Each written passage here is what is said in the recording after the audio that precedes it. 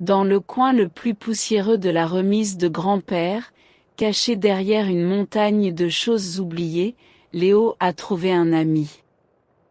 Ce n'était pas le genre d'ami qu'il avait imaginé. Celui-ci était fait de métal, un peu claque et recouvert d'une fine couche de rouille. Une étiquette éclatée sur sa poitrine portait l'inscription modèle H7 Spark, RoboHead.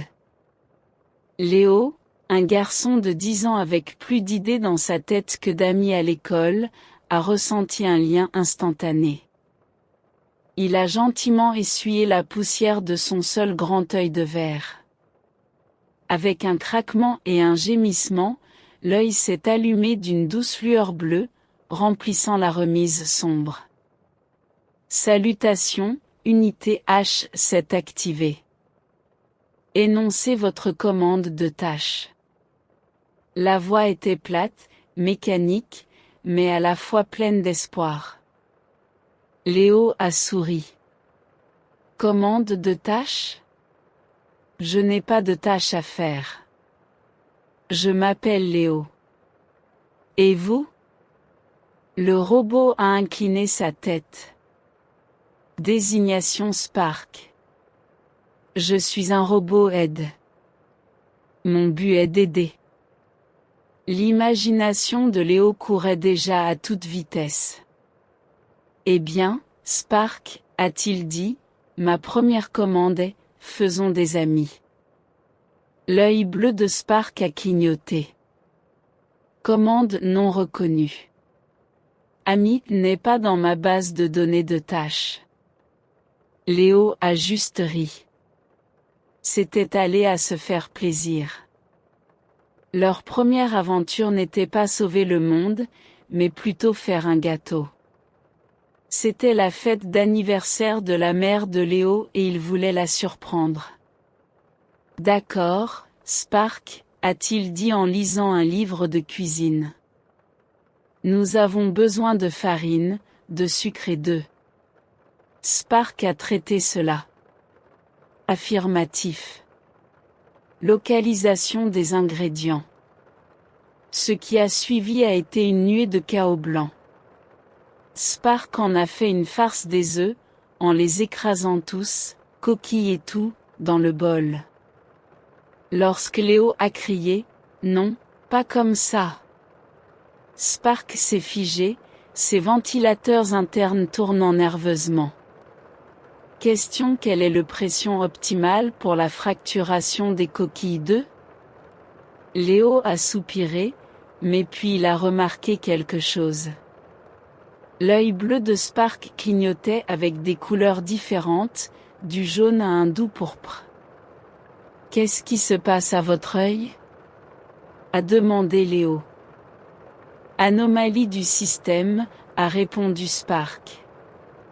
Je rencontre de nouvelles données. Cette émotion que vous montrez, la frustration? Mes processeurs essaient de comprendre. Léo a réalisé que Spark n'était pas juste un machine, il apprenait.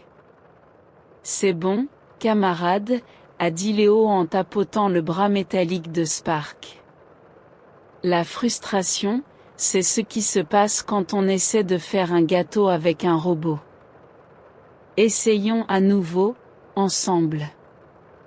Le mot de Léo sur son ami métallique s'est répandu dans le quartier. Mais pas tout le monde comprenait.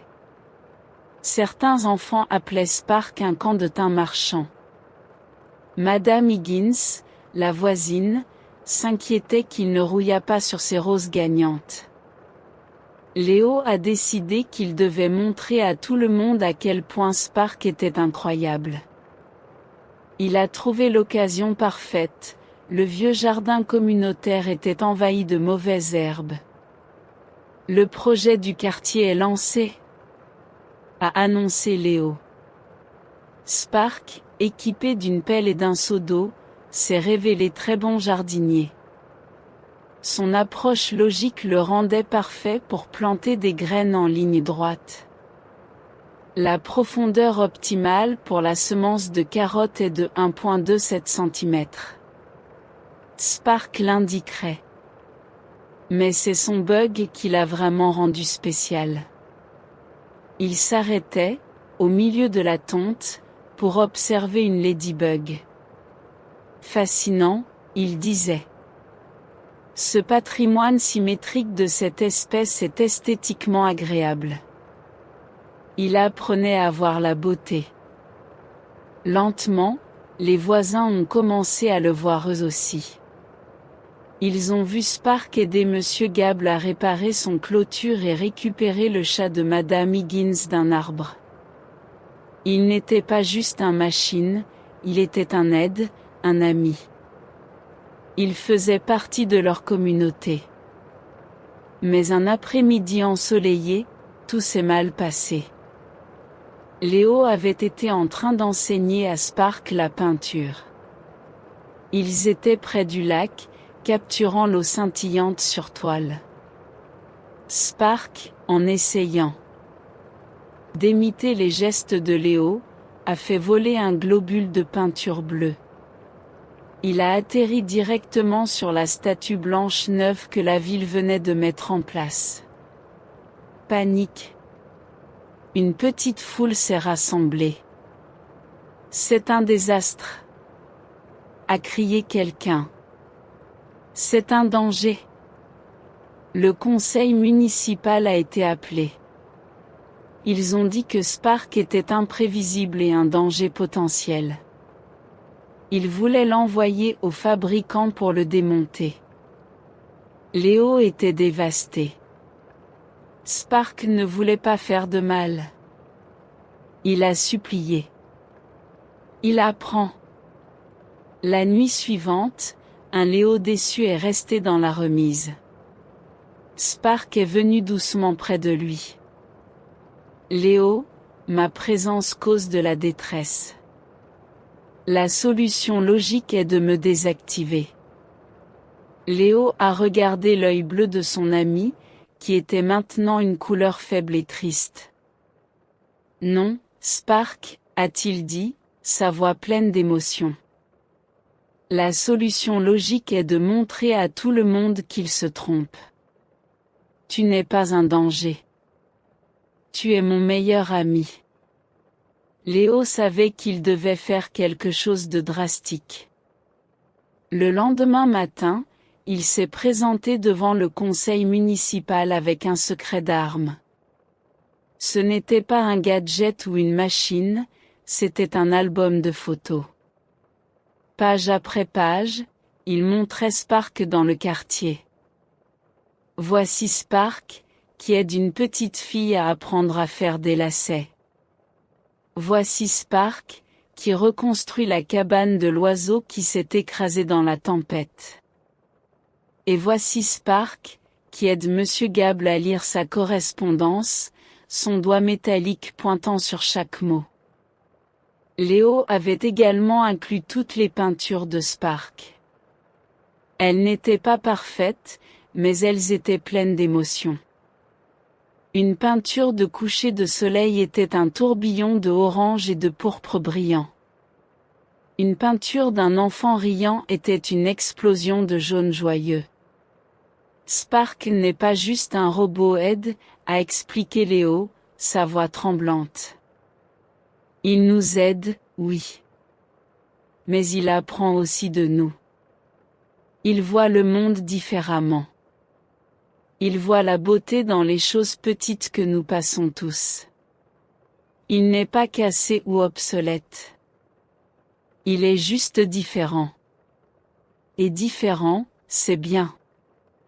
Il y a eu un long silence. Puis Madame Higgins s'est levée. Le garçon a raison, a-t-elle dit. Ce robot a sauvé mon chat. Et il n'a jamais rouillé sur mes roses. Un à un, les gens du quartier ont commencé à voir les choses de la même manière. Le conseil municipal n'avait pas le choix.